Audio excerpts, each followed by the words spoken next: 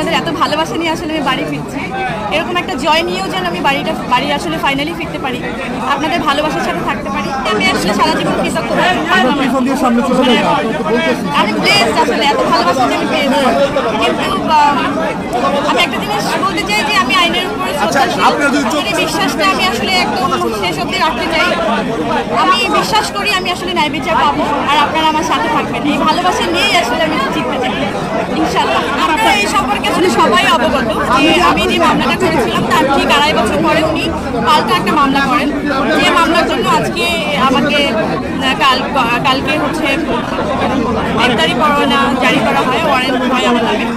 এবং আমার খুব বিশ্বাস ছিল যে আমি আজকে আসবো। আপনারা যেভাবে সবাই আসলে আমাকে সাহসটা জুগিয়েছেন যে আজকে জামিন নিতে আসবো এবং আমি জামিন পেয়ে যাবো,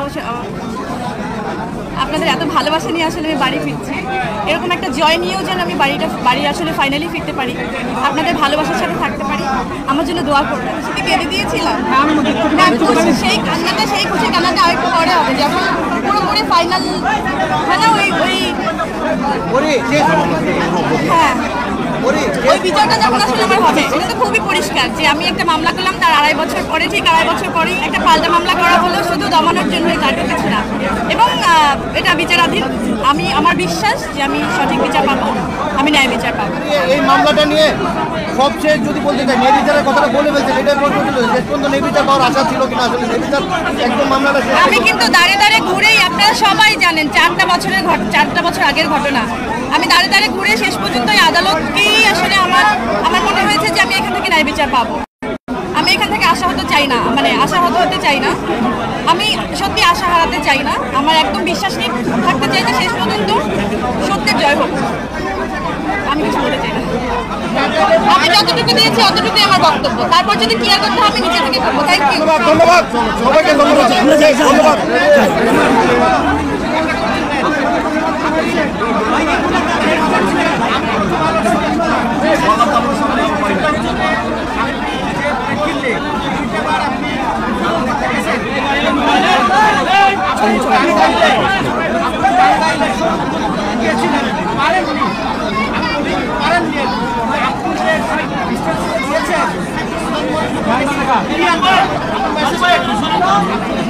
আমি যতটুকু দিয়েছি অতটুকুই আমার বক্তব্য, তারপর যদি ক্লিয়ার করতে হবে নিজে থেকে করবো। Thank you.